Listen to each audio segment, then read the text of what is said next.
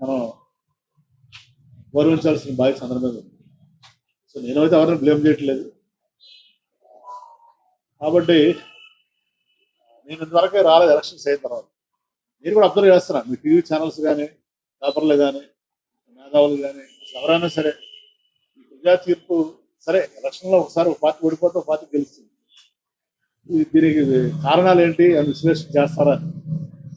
కొంతమంది ఏమో ఈవీఎంలు అంటారు, కొంతమంది ఏమో రకరకాలుగా అనాలిసిస్ మీరు చేసుకుంటూ వచ్చారు. సో ఇదేంటంటే ఒక కేస్ స్టడీ.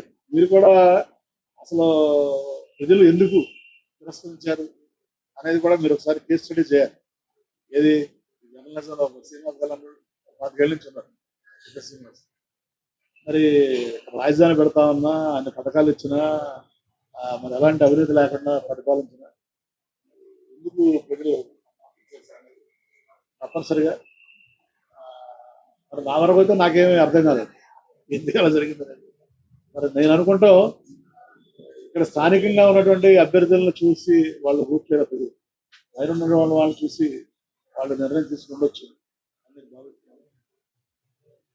నా వరకే నేను ఆ పార్టీ కార్యకర్తలు కానీ, తెలుగుదేశం కానీ, జనసేన ఏ పార్టీ కార్యకర్తలు కానీ, నాయకులు కానీ ఇబ్బంది పట్టలేదు. ఎవరికి కూడా ఎలాంటి భూకబ్జాలను ప్రోత్సహించలేదు, ఎవరికి ఎలాంటి అన్యాయం చేయలేదు, ఎలాంటి అవినీతిని ప్రోత్సహించలేదు.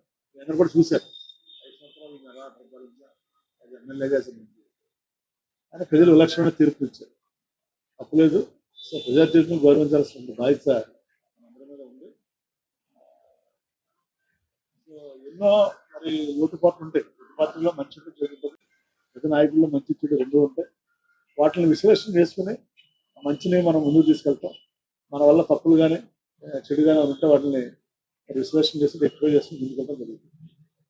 కానీ నేను ఇప్పుడు ఈ నిర్ణయం తీసుకున్న సరైన కారణం ఏంటంటే, మరి ఏ ప్రభుత్వం వచ్చినా, కొత్త ప్రభుత్వం వచ్చినప్పుడు ప్రభుత్వానికి కనీసం 1 సంవత్సరంలో టైం ఇవ్వాలి. 1 సంవత్సరం కూడా టైం ఇవ్వకుండా మనం 6 నెలల నుంచే మనం వెళ్ళి మన ప్రజలను మళ్ళీ ఇబ్బంది పెడుతున్నాం, లేకపోతే నాయకులను ఇబ్బంది పెడుతున్నాం, కార్యకర్తలను ఇబ్బంది పెడుతున్నాం అనేది కరెక్ట్ కాదు అని నేను భావించి నిర్ణయం తీసుకున్నాను జరిగింది. ఎందుకంటే ముఖ్యంగా 5 సంవత్సరాలు ప్రభుత్వ అధికారులు ఉన్నా కూడా వైఎస్ఆర్సీపీ పార్టీ కార్యకర్తలు చాలా ఇబ్బందులు పడ్డారు. ఎందుకంటే అంతా వాలంటీర్సే నడిపించారు.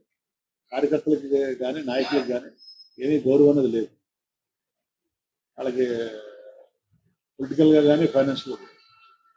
మళ్ళీ అది అయిపోయిన తర్వాత 1 సంవత్సరం కూడా వాళ్ళకి గ్యాప్ ఇవ్వకుండా మరి వెంటనే మళ్ళీ జమిలీ ఎలక్షన్ వస్తుంది, ఎలక్షన్ వస్తుంది. ప్రభుత్వానికి టైం ఇవ్వకుండా నాయకులు, కార్యకర్తలు నలిగిపోయి ఉన్నారు. మళ్ళీ వాళ్ళకు కూడా మనం టైం ఇవ్వకుండా మళ్ళీ రేపటి నుంచి మనం ధర్నాలు చేయండి అని చెప్పడం ఎంతవరకు కరెక్ట్. ఎందుకంటే పార్టీ విధానం అనేది 175 మంది ఎమ్మెల్యేలు, 175 ఇన్ఛార్జీలు ఉంటే 175 మందిని కన్సల్ట్ చేసి మనం పార్టీ ముందుకెళ్ళాలి కార్యక్రమాలు. అంతేగాని ఏదో మన బ్రిటిష్ గవర్నమెంట్ రూల్ చేసినట్టు బ్రిటిష్ వాళ్ళు చూడండి, వాళ్ళ డెసిషన్స్ అని అక్కడ తీసుకునేవాళ్ళు. అక్కడ లండన్లో తీసుకుని ఆ డెసిషన్ మనకు పంపిస్తే ఇంప్లిమెంట్ చేసేవాళ్ళు.